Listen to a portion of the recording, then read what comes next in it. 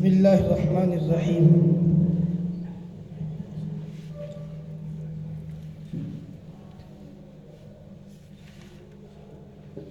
باب کفران العشیر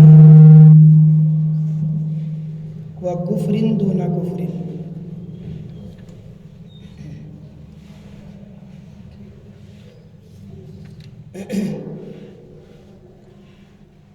شوہر کی نافرمانی کرنے کا بیان،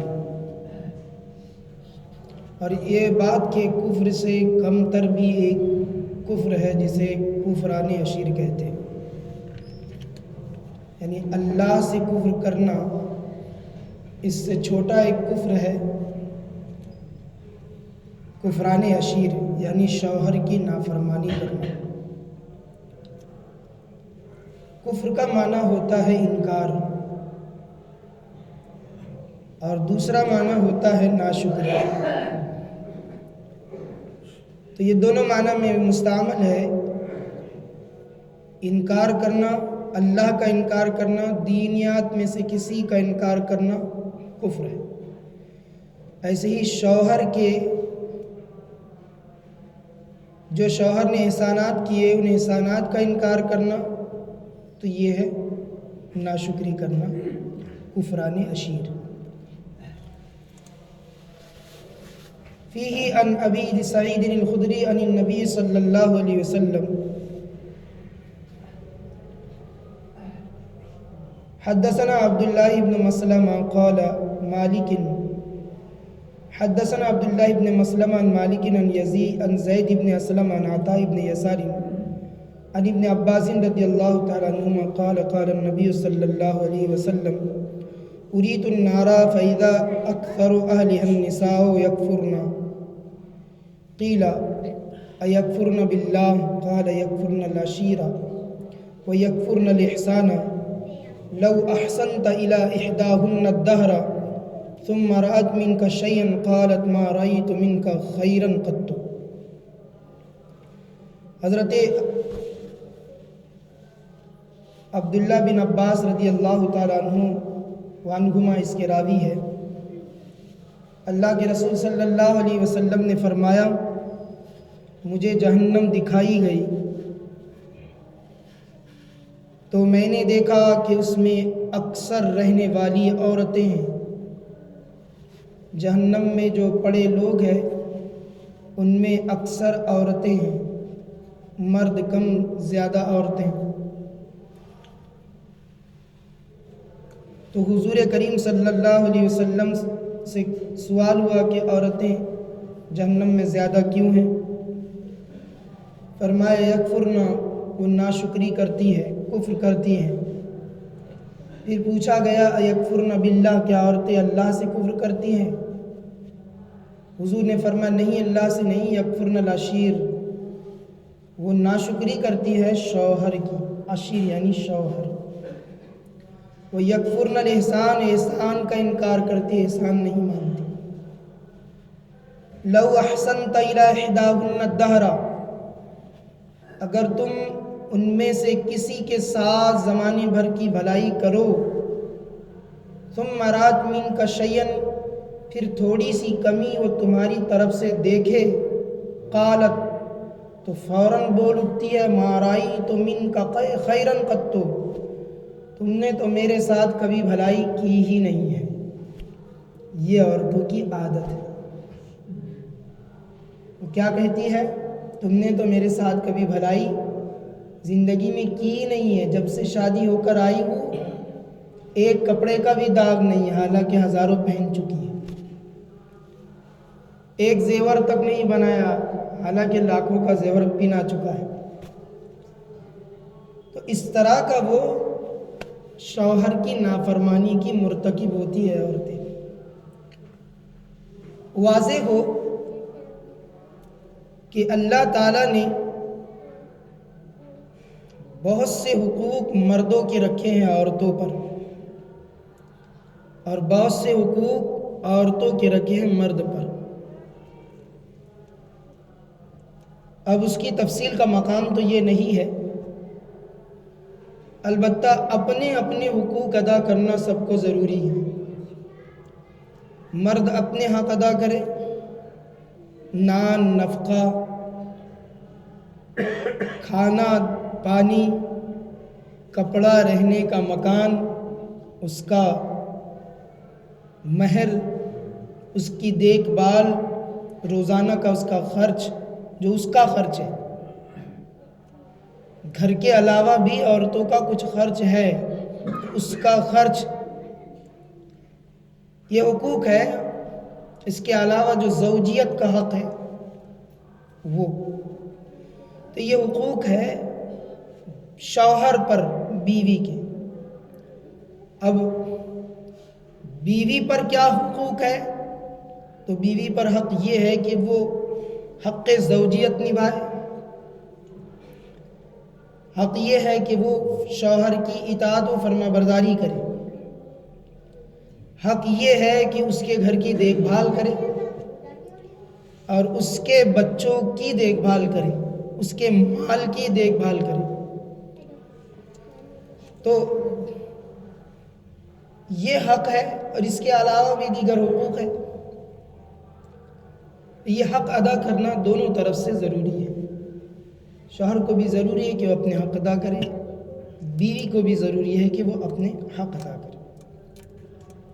لیکن بیوی پر جو شوہر کا حق ہے وہ سب سے آکد ہے، سب سے زیادہ ہے۔ اللہ تعالیٰ قرآن میں فرماتا ہے الرجال قوامون علی النساء، مرد حاکم ہے عورتوں پر، اور حاکم کی اطاعت کرنا رعایا پر ضروری ہوتا ہے۔ لہٰذا عورتوں پر ضروری ہے کہ وہ شوہر کی فرما برداری کرے، اس کا حکم مانے، اس کو خوش رکھے۔ اور بیوی کے لیے سب سے زیادہ اللہ رسول کے بعد جو حق ہے وہ شوہر کا ہے، اور شوہر پر زیادہ حق ماں باپ کا ہے۔ اس کی وجہ یہ ہے کہ شوہر کفیل ہے بیوی کا، شوہر بیوی کی کفالت کرتا ہے، اور بہت سی ضروریات کا ذریعہ ہے شوہر۔ اللہ کے رسول صلی اللہ علیہ وسلم فرماتے ہیں، ایک صحابی حاضر خدمت ہوئے اور عرض کیا یا رسول اللہ فلاں ملک گیا تو وہاں کے بادشاہ کو وہاں کے لوگ سجدہ کر رہے تھے۔ حضور آپ تو بادشاہوں کے بھی بادشاہ ہیں، تو آپ تو شہنشاہ کونین ہیں، تو پھر آپ کے لیے تو سجدہ بدرجہ اولا روا ہونا چاہیے، تو کیا ہم آپ کو سجدہ کر سکتے ہیں؟ تو حضور نے فرمایا نہیں، ہرگز نہیں۔ اگر میری امت میں اور میری شریعت میں سجدہ جائز ہوتا تو میں بیویوں کو حکم دیتا کہ وہ شوہروں کو سجدہ کریں۔ اگر میری شریعت میں سجدہ مخلوق کے لیے جائز ہوتا، میری شریعت میں سجدہ مخلوق کے لیے جائز نہیں ہے، حرام ہے، تو اگر کسی کے لیے سجدہ جائز ہوتا تو عورتوں کو حکم ہوتا کہ پہلے اپنے شوہروں کو سجدہ کریں۔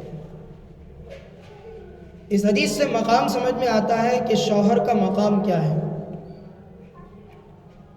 شوہر کا مقام سمجھنے کی عورتوں کو نہایت ضرورت ہے، اور شوہر کی مانیے تو زندگی بن سکتی ہے، اور شوہر کی نہ مانیے تو زندگی بگڑ سکتی ہے۔ یہ بات اور ہوتی ہے کہ شوہروں کو بھی ضرورت ہوتی ہے اخلاق کی، حسن اخلاق کی ضرورت ہے۔ شوہر کو بھی چاہیے کہ وہ اپنے بہتر اخلاق کا مظاہرہ کرے اپنی بیویوں کے ساتھ، اپنے گھر والوں کے ساتھ، اور اس کے بہتر اخلاق کے سب سے زیادہ حقدار اس کے ماں باپ ہیں، پھر اس کے بعد اس کی بیوی ہے، اس کے بھائی بہن ہیں، اس کی آل اولاد ہیں۔ تو اللہ کے رسول صلی اللہ علیہ وسلم نے فرمایا عورتیں جہنم میں زیادہ تھیں۔ ایک دوسرے مقام پہ فرمایا اے عورتوں یا معاشر النساء تصدقنا، حضور نے فرمایا اے عورتوں زیادہ سے زیادہ صدقہ دو، کیونکہ جہنم میں میں نے عورتوں کو زیادہ دیکھا ہے۔ تو عورتوں نے پوچھا حضور ہمیں کیوں جہنم میں آپ نے دیکھا ہے، زیادہ کیوں ہیں ہم، کیا عمل ہے ہمارا برا؟ تو حضور نے 2 عمل کا ذکر فرمایا. پہلا عمل ناشکری، احسان فراموشی، شوہر کی نافرمانی. پہلا عمل یہ عمل بد ہے، برا عمل ہے، جس کی وجہ سے عورتیں زیادہ تر جہنم میں جلیں گی. اور دوسرا کون سا عمل ہے؟ دوسرا عمل ہے حضور کریم صلی اللہ علیہ وسلم نے اس کا تذکرہ فرمایا. دوسرا عمل ہے مکر، جھوٹ، فریب، دغا بازی. یہ دوسرا عمل ہے. اور قرآن کریم میں سورہ یوسف میں اللہ نے فرمایا اِنَّ کَیْدَکُنَّ مَکِین، عورتوں کا مکر بالکل ٹھہری ہوئی چیز ہے، مسلم چیز ہے، ہوتا ہی ہے، خطرناک چیز ہے. عورتیں جو مکر اور جو مکاریاں، ویسے ہر عورت ایسے نہیں ہوتی، لیکن اکثر کی بات بتائی جا رہی. تو عورتوں میں بہت ساری بری خصلتیں ہوتی ہیں، اس کی اور بھی وجہ ہے. اس کا مطلب یہ بھی نہیں کہ عورتیں ہی بری ہیں، کوئی یہ مطلب نہ لے. مرد بھی برے ہیں، عورتیں بھی بری ہیں. مرد اپنی برائی الگ کر دے، عورتیں اپنی برائی الگ کر دے، مقصد یہ ہے. لیکن حضور نے جو فرمایا کہ مجھے جہنم دکھائی گئی، تو حضور کریم صلی اللہ علیہ وسلم نے زمین پر رہ کر بھی جہنم کو دیکھا، اور معراج کی رات سیر کے دوران بھی جہنم کو دیکھا، اور دیکھ کر کے ملاحظہ فرما کر کے یہ امت کو خبر دی کہ عورتیں زیادہ جل رہی تھیں. اس کی وجہ بتائی کفران عشیر، شوہر کی نافرمانی. شوہر کی نافرمانی بہت بڑا گناہ ہے، بلکہ بڑے گناہوں میں بڑا گناہ ہے. لہذا عورتوں کو چاہیے کہ شوہر کی فرما برداری کریں. شوہر کی فرما برداری اور اس کے ماں باپ کی فرما برداری، شوہر کی فرما برداری اور اس کے ماں باپ کی فرما برداری، یہ دونوں چیزوں کو مد نظر رکھے زندگی چمن بنتی. عورتوں کی زندگی بگڑتی نہیں ہے. اگر عورتیں شوہر کی فرما بردار ہو جائیں تو پھر زندگی بگڑتی نہیں ہے. آج کل زمانہ یہ ہے کہ خدا کی پناہ شوہروں سے وہ مزوری، وہ زبان درازی، وہ کلمات خبیثہ زبان پر اللہ کی پناہ. روایتوں میں ہے کہ شوہر اگر گناہ گار بھی ہے تو برداشت کر لے، اللہ اسے جنت میں بہتر مقام عطا فرمائے. جو بیوی اپنے شوہر کے مظالم برداشت کر کے زندگی پوری کرتی ہے، اللہ تعالیٰ اس کے وجہ سے اسے جنت میں اعلیٰ مقام عطا فرماتا ہے، اس کی وجہ سے مقام عطا فرماتا. ایک روایت ہے، وہ میں نے پڑھی تو نہیں ہے، البتہ سنی تھی، حضرت بی بی فاطمہ رضی اللہ تعالیٰ عنہ کی. حضرت بی بی فاطمہ رضی اللہ تعالیٰ عنہ خواب میں انہوں نے دیکھا کہ ایک عورت ان کے سواری کی لگام پکڑ کر جنت میں ان سے آگے آگے چل رہی ہے، یعنی جنت میں پہلے چلی گئی ہے. تو جب جنت میں وہ پہلے داخل، ظاہر سی بات ہے سواری کی لگام جو پکڑے گا وہ جنت میں دروازے سے پہلے ہی جائے گا، آگے ہی چلے گا. تو انہوں نے دیکھا کہ جنتی ایک عورت ہے جو بی بی فاطمہ سے پہلے جنت میں چلی گئی. تو انہیں تشویش ہوئی کہ مجھ سے پہلے جنت میں یہ عورت کیسے جا سکتی ہے. حضور سے پوچھا، حضور نے جواب عطا فرمایا، ہاں پاس ہی میں لکڑہارا ہوتا ہے، اس کی بیوی ہے، جاؤ اگر تمہیں شوق ہو تو ملاقات کر لے. بی بی فاطمہ حضرت امام حسن کو ساتھ لے کر چلی گئی. دروازہ کھٹکھٹایا، جب آواز آئی اب کون ہے، تو جواب عطا فرمایا خاتون جنت نے کہ میں لخت جگر رسول فاطمہ ہوں. تو بڑی خوش ہو گئی، مرحبا کہا، عرض کیا کہ آپ کے ساتھ بھی کوئی ہے کہ آپ اکیلی ہیں. تو حضرت فاطمہ نے فرمایا حسن میرے ساتھ ہے. کہا ایسی بات ہے کہ حسن تو غیر محرم ہے، اس لیے میں دروازہ نہیں کھول سکتی. اجازت لوں گی شوہر سے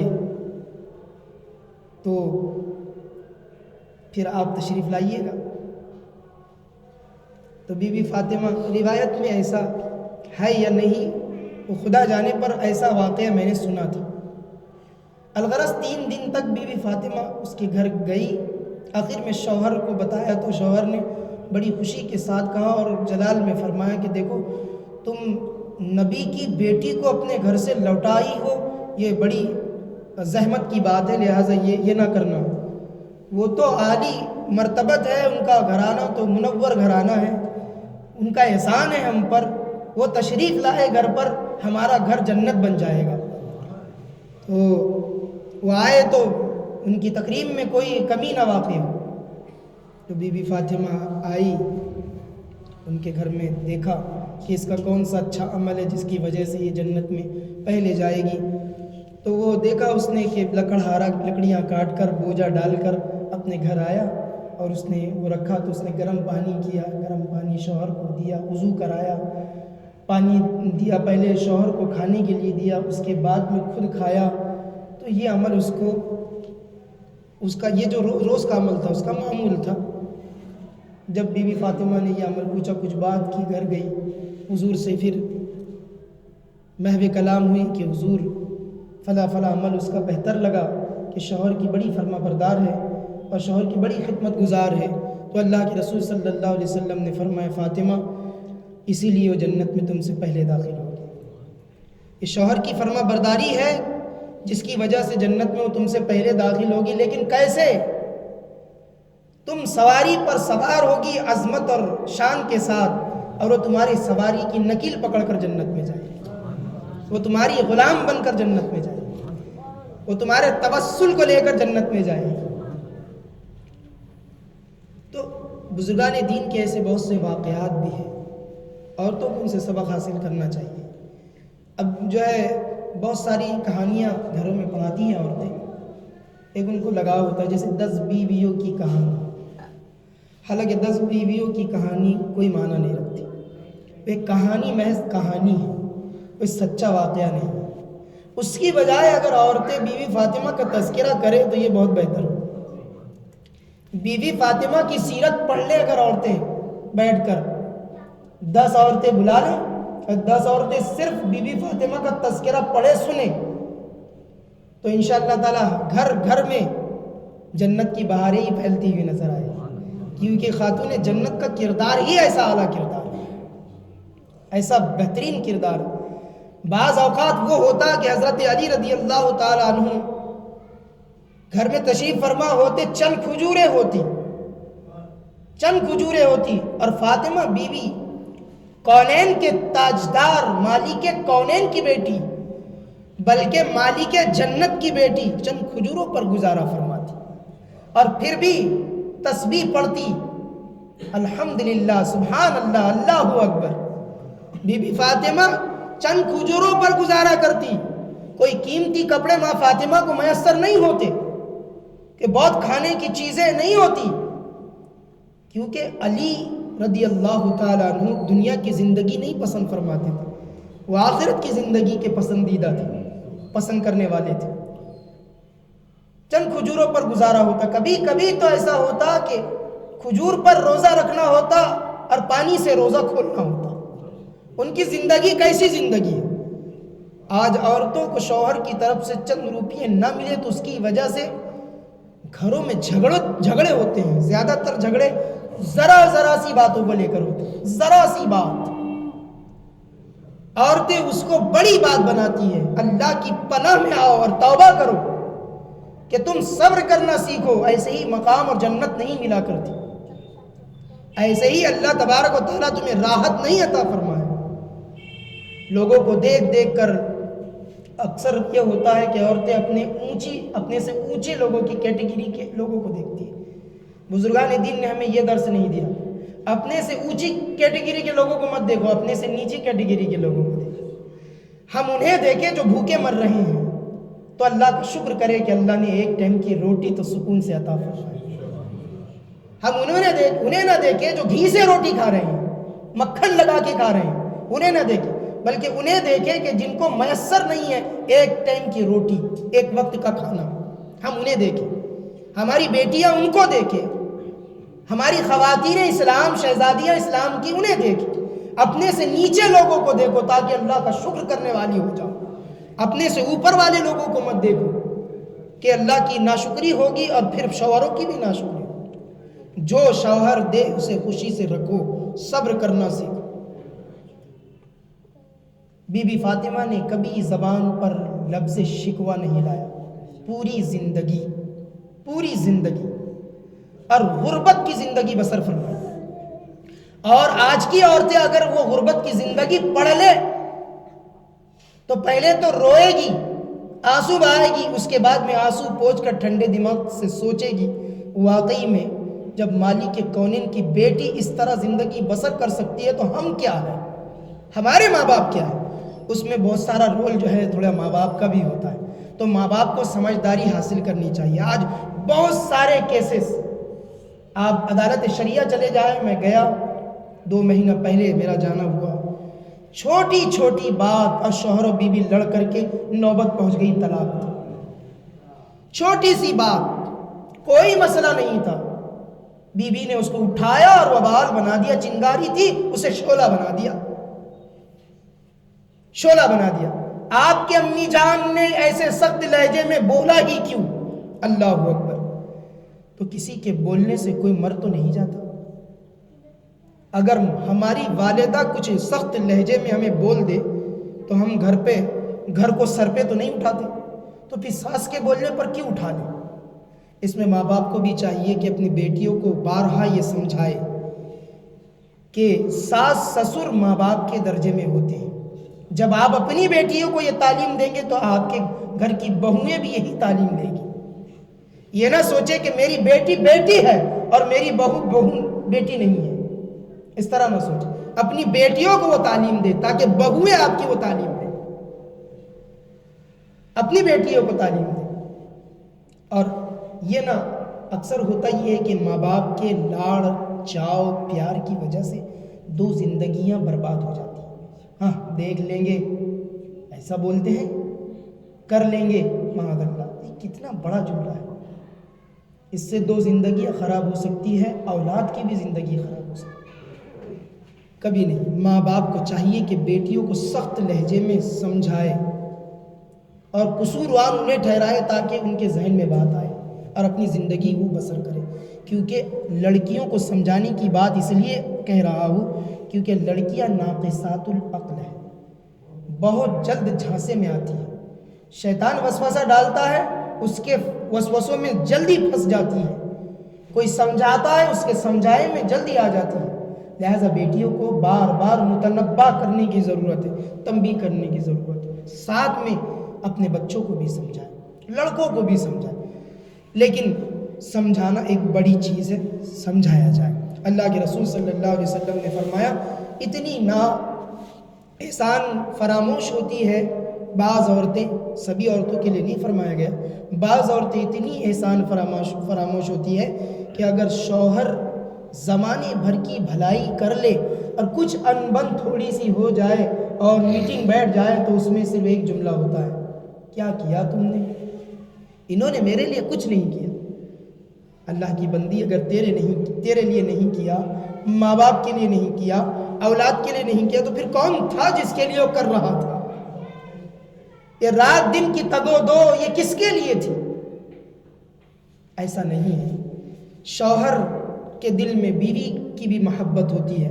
عورتیں یہ نہ سمجھے خواتین اسلام کے ان کے دلوں میں بیویوں کی محبت نہیں ہوتی ہے، ان کو اولاد کی بھی محبت ہوتی ہے اور ان کو اپنے ماں باپ کا احترام بھی کرنا ہوتا ہے۔ تو بہت سارے معاملات ہیں، اسے لے کر چلے، سمجھ کے چلے۔